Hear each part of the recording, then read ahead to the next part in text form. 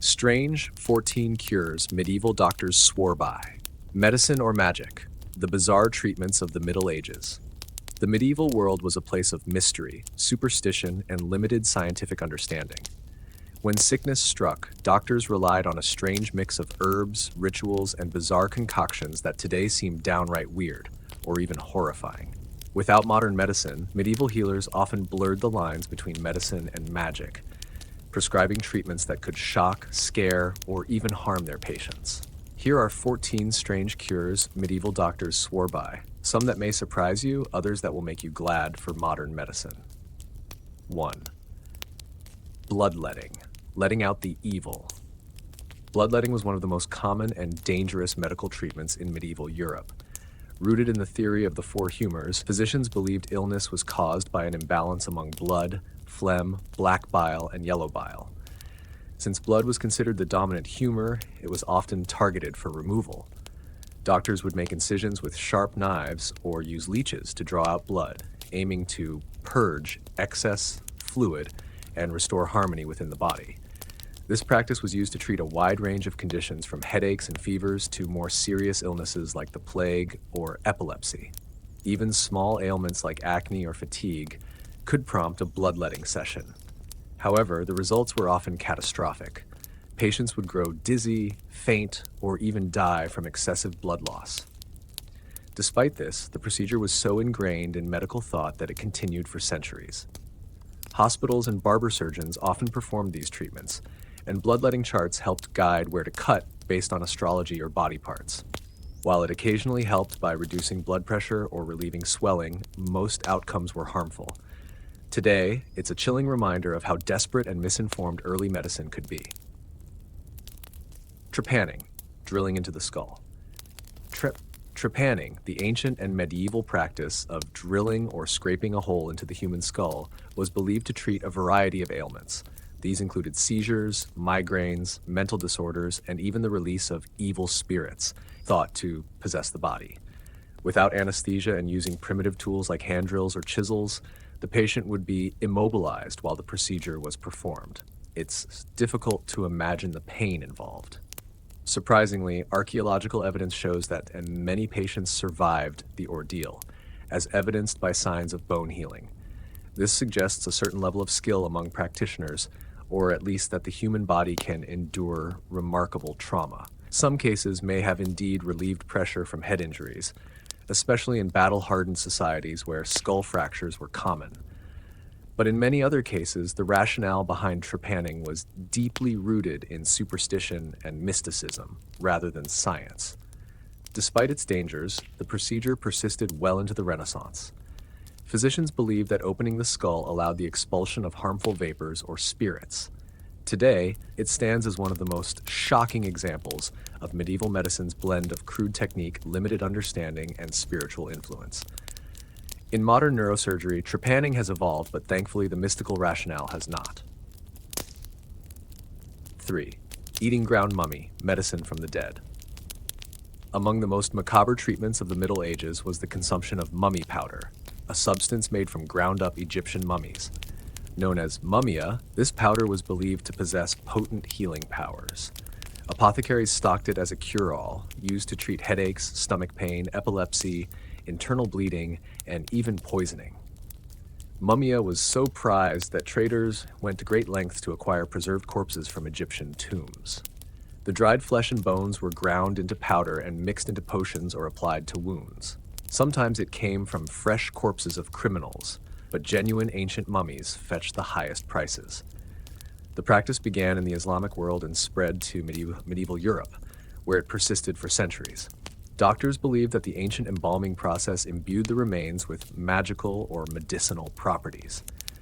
The strange logic followed that if these bodies had been preserved for so long, they must contain powerful, life-preserving forces. The irony is that people often consumed what may have been contaminated material, risking more harm than good.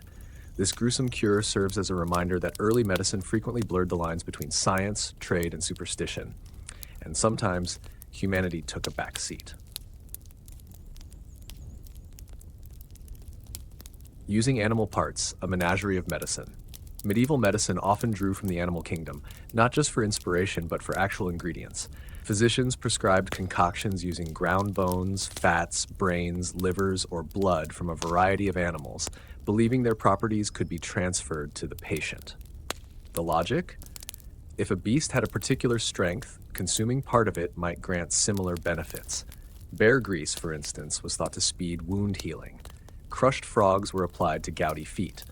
Wolf liver was said to ward off epilepsy, while snake venom, when carefully administered, was believed to boost immunity or treat skin diseases. The use of animal excrement wasn't uncommon either. Dried and powdered dog dung was prescribed for sore throats, and pig manure was sometimes used in poultices. This type of medicine relied heavily on the symbolic or mystical qualities attributed to animals, a concept rooted in sympathetic magic. While some treatments had minor antibacterial properties due to naturally occurring chemicals, most were ineffective or harmful. The use of animal parts illustrates the desperation of the age. Without modern biology or chemistry, medieval doctors turned to nature with both reverence and recklessness, grasping at whatever cures they could find, no matter how revolting. 5. Urine therapy, a sour cure. Urine played a surprisingly important role in medieval medicine. Physicians didn't just use it to diagnose illness, examining its color, clarity, smell, and even taste. Some also believed it could serve as a treatment. Urine therapy involved applying urine to wounds or even drinking it to cure various ailments, including mouth sores, skin infections, and fevers. The logic stemmed from the belief that urine was a sterile byproduct of the body, containing purifying qualities. Medical texts of the time describe its use as a cleansing agent for open wounds and as an internal tonic. It was sometimes mixed with herbs or other ingredients in remedies. In some cases, doctors recommended a patient's own urine, believing it to be specially tailored to their body. In others, the urine of young boys or virgins was preferred, assumed to be purer. Of course, modern science has debunked these ideas. While urine is usually sterile when it leaves the body, it can easily become a breeding ground for bacteria. Applying it to wounds risked infection, and drinking it offered no real health benefits. Still, the use of urine in medicine underscores the era's experimental and sometimes shocking approach to healing when knowledge was limited but creativity abounded. 6. Potions with human fat, healing or horror. One of the more unsettling medieval remedies involved using human fat in potions and ointments. Physicians believed that fat taken from executed criminals contained a potent life force that could be transferred to the sick. This gruesome ingredient was collected, often illicitly, by executioners and sold to apothecaries who mixed it with herbs and wax to create salves. These human fat-based remedies were applied to broken bones, wounds, joint pain, and even gout. The idea was that the fat's vital energy could aid healing by restoring strength or soothing inflammation. Some recipes specified fat from particular individuals, believing that the manner of death or social status affected its potency. One famous concoction was the thieves' salve, reportedly used by grave robbers to protect themselves from disease while handling corpses. This salve often contained human fat mixed with beeswax and medicinal herbs, highlighting how desperate and superstitious medieval medicine could be. Though revolting by today's standards, the use of human fat reflects how medieval doctors blurred the line between biology, magic, and ritual. They searched for remedies wherever they could find them, even in the remains of the executed. This practice underscores the era's mix of fear, faith, and a limited understanding of human anatomy. All 7. Astrology and medical almanacs. In the medieval world, medicine and astrology were inseparable. Physicians believed that the human body was a microcosm of the universe, governed by the movements of celestial bodies. Each organ was associated with a zodiac sign. Aries ruled the head, Taurus the neck, Leo the heart, and so on. Before diagnosing a patient or prescribing treatment, doctors consulted astrological charts and medical almanacs that tracked the positions of stars, planets, and the moon. These almanacs weren't just decorative. They dictated when it was safe to perform surgery, administer herbs, or carry out bloodletting. A doctor might delay a procedure if Mars, associated with aggression and blood, was in a malefic alignment. Treatments were believed to be more effective if the stars were favorable. Even urine samples were sometimes read in conjunction with astrological signs to divine the patient's condition. Universities like Bologna and Paris taught medical astrology as part of formal education. It was viewed as cutting-edge science, blending mathematical precision with spiritual belief. While we now know there's no medical basis for astrology, in the Middle Ages, it provided structure and meaning in a chaotic world. For medieval doctors, reading the stars was as essential as studying anatomy. Up 8. Using crystals and stones. In the Middle Ages, crystals and stones were believed to hold powerful healing properties. Medieval doctors and healers thought that certain gems could draw out illness, ward off evil spirits, or restore balance to the body's humors. This practice combined elements of ancient Greek philosophy, early Christian mysticism, and folk magic, creating a system where the line between science and superstition blurred. Quartz, for instance, was used to promote clarity of mind and protect against disease. Amethyst was believed to prevent drunkenness and soothe headaches, while emeralds were prized for their supposed ability to cure eye ailments. Stones were worn as amulets, ground into powders for ingestion, or placed on specific body parts to pull out sickness. Lapidaries, books listing the healing properties of stones, were common in medical libraries.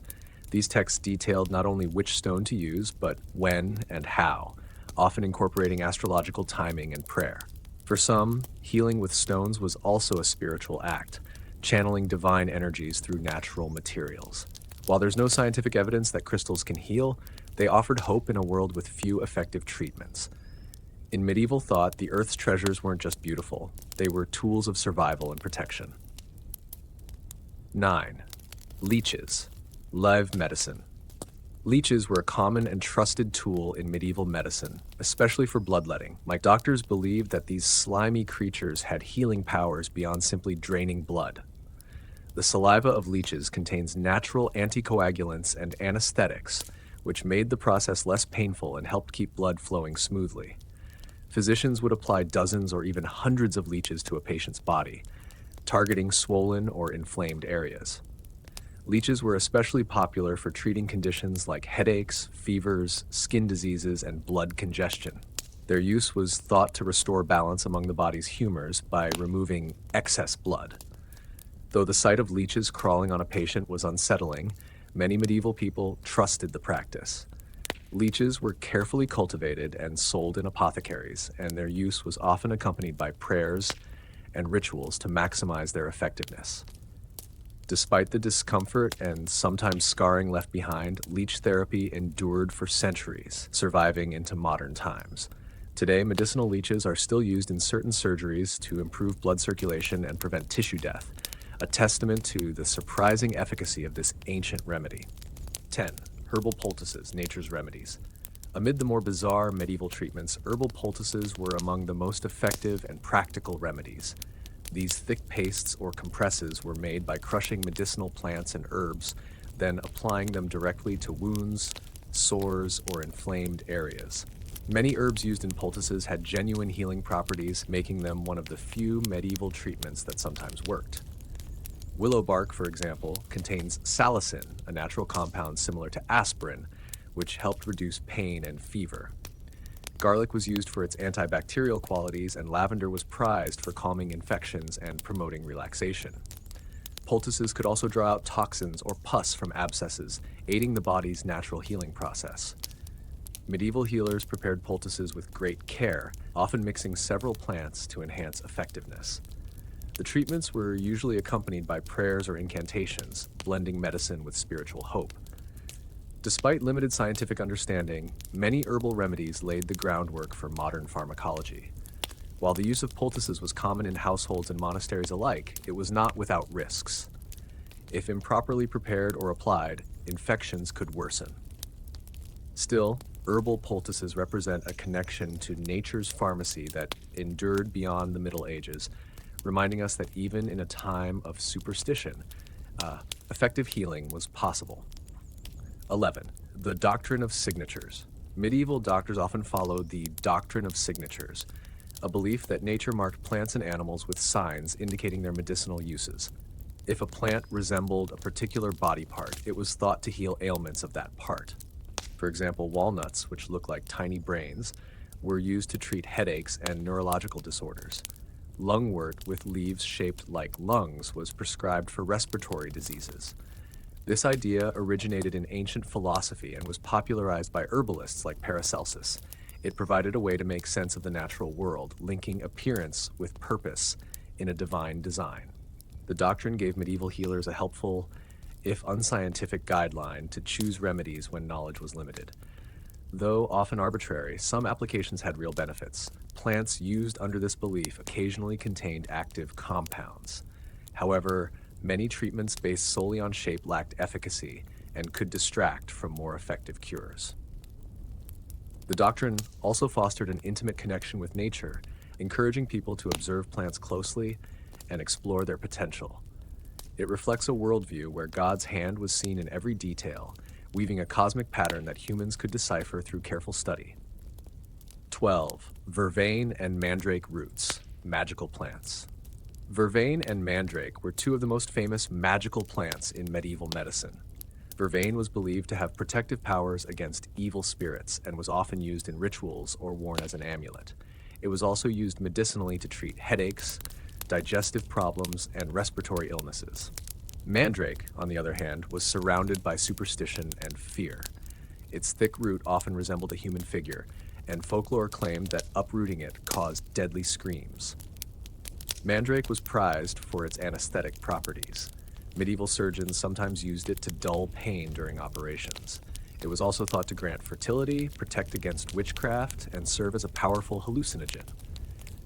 Harvesting mandrake involved elaborate rituals to avoid curses or injury, such as using dogs to pull the root from the ground. Its reputation as both a medicine and magical talisman made it a potent symbol of the blurred lines between science, superstition, and religion in medieval healing. 13.